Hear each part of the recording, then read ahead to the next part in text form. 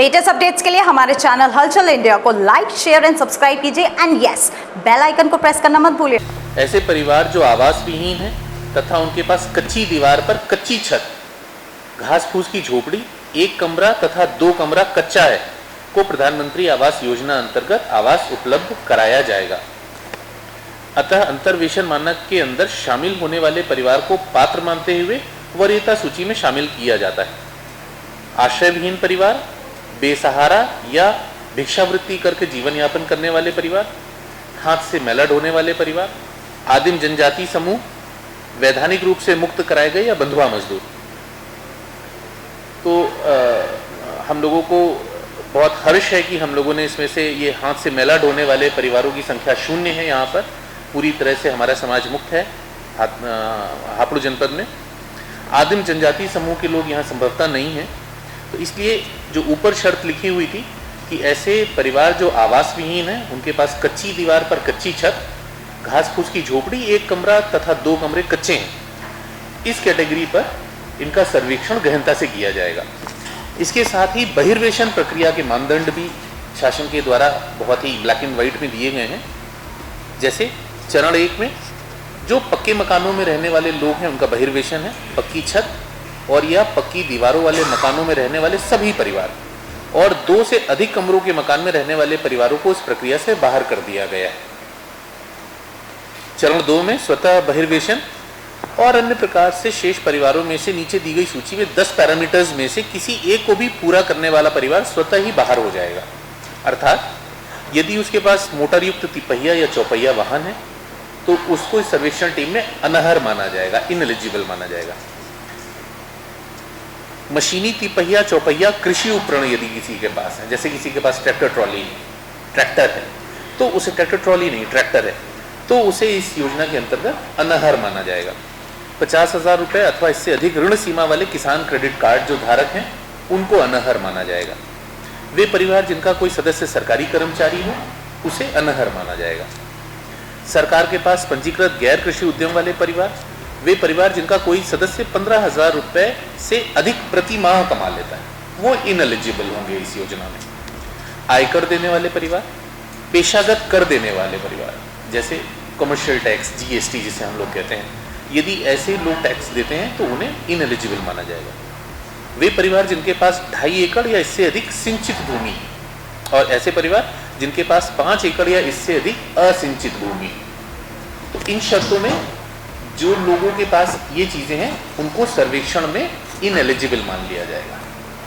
तो आपके माध्यम से और माननीय जिलाधिकारी महोदय की तरफ से मैं जनपद हापुड़ क्षेत्र में जितने भी लोग एलिजिबल हैं उनसे ये रिक्वेस्ट करता हूँ कि वो इस सर्वेक्षण में अपना सहयोग दें, अपनी सही इन्फॉर्मेशन दें, क्योंकि हमारे पास सारा डेटा उपलब्ध है। आज हमारे पास लगभग सभी योजनाओं का आधार सीडिंग है, डायरेक्ट बैंक ट्रांसफ़र है, चाहे वो इनकम टैक्स हो तो वो भी आधार से और पैन से एसोसिएटेड है। यदि वो किसी प्रकार का तिपहिया चौपहिया वाहन रखते हैं तो हमारे पास परिवहन विभाग से डेटा है। तो मेरा सभी लोगों से निवेदन है कि जो लोग लाभार्थी हैं वो अपनी सही सूचना दें, जिससे प्रशासन को और शासन को actual poorest among the poor लाभार्थियों को चयन करने में सहायता हो, और इस योजना का लाभ जो निर्धनतम व्यक्ति हैं पहले उनको मिले, और उसके बाद जो योजना में अहर लोग हैं उन सबको भी योजना का लाभ मिले।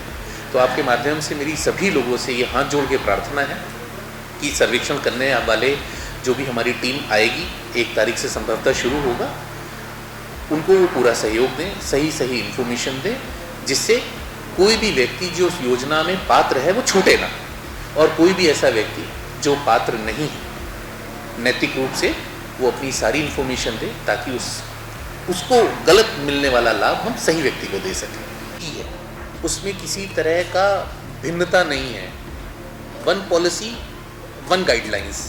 तो जैसे उसके पास आधार कार्ड होना चाहिए, उसके पास सबसे महत्वपूर्ण है इस योजना में, उसके पास लगभग 25 वर्ग मीटर ज़मीन होनी चाहिए, है ना, तभी हम उसको आवास देते हैं। और जो इस योजना के अंतर्गत जो आवास दिया जाता है उसमें बहुत अच्छी धनराशि दी जाती है, जिससे बेसहारा व्यक्ति बहुत एक ठीक सा आवास बना सकते हैं। मैं आपको बता दूं, जैसे इसमें 3 चरणों में सरकार की तरफ से पैसा सीधे बेनिफिशियरी के अकाउंट में जाता है।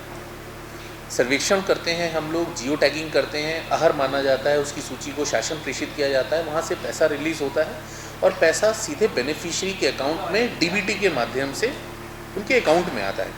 तो पहली किस्त नींव स्तर पर जब वो अपनी ज़मीन पर निर्माण कार्य कर लेता है तो उस समय हम उसे 40,000 रुपये रिलीज़ करते हैं, शासन की तरफ से 40,000 रुपये रिलीज़ किया जाता है।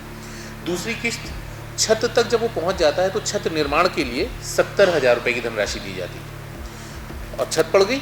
अब तीसरी, जब उसे प्लास्टर और सफ़ेदी वाइट वॉश करना है तो उस स्तर पर जब मकान बन जाता है, प्लास्टर हो जाता है, तो 10,000 रुपये उसको दिए जाते हैं। मतलब छत पड़ गई, उसके बाद 10,000 रुपये दिए जाएंगे जिससे वो प्लास्टर का काम कर सके और वाइट वॉशिंग का काम कर सके। तो इस प्रकार ये 1,20,000 रुपये हो गए। इसके साथ ही सरकार की तरफ से मनरेगा के तहत उस लाभार्थी को 90 दिन का पैसा दिया जाता है जो 20,700 रुपये होता है। तो 1,20,000 प्लस 20,700 1,40,700 रुपये होते हैं। इसके साथ ही जब वो उसका मकान बन जाता है तो उसमें व्यक्तिगत शौचालय के लिए उसको 12,000 रुपये की धनराशि दी जाती है।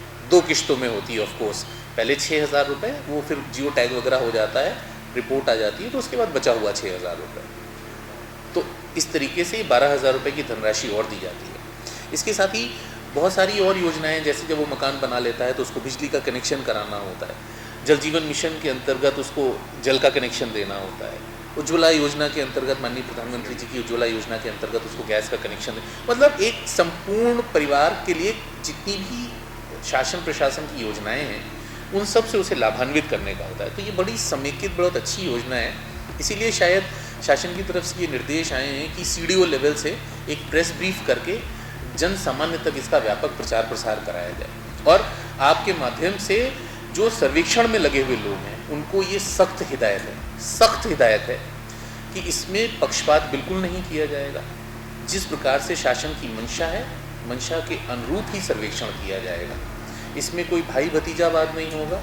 इसमें जो एलिजिबल है उसको ऊपर रखा जाएगा, जो इनएलिजिबल है उनको लिस्ट के बाहर रखा जाएगा। ये DM साहब की तरफ से, मतलब माननीय मुख्यमंत्री जी की तरफ से, DM साहब की तरफ से और सभी प्रशासनिक अधिकारियों की तरफ से सख्त निर्देश सर्वेक्षण टीम को कि बिल्कुल निष्पक्ष सर्वेक्षण होना है, समयबद्ध होना है, जिससे हम दूसरे जनपदों से पीछे न रहें। व्यवहारिक दिक्कतें हमारे जनपद में ज़रूर हैं, चूँकि हमारा जनपद में ऐसे आवासीय पट्टे अभी नहीं हो रहे हैं। अदरवाइज़ कोई जैसे हमारे पूर्वांचल के जनपद होते हैं तो उसमें तो पट्टे हो जाते हैं, आवासीय पट्टे हो जाते हैं।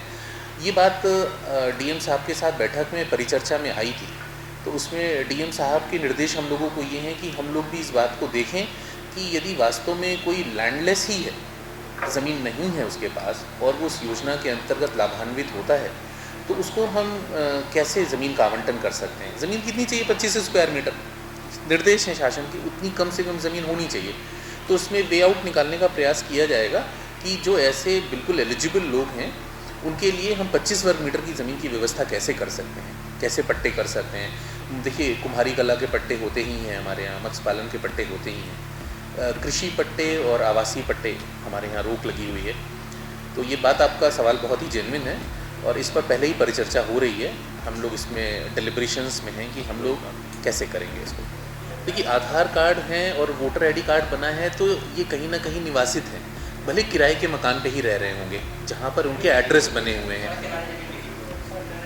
सड़क के किनारे एड्रेस पे तो आधार कार्ड बनता नहीं है, वोटर ID कार्ड बनता नहीं है।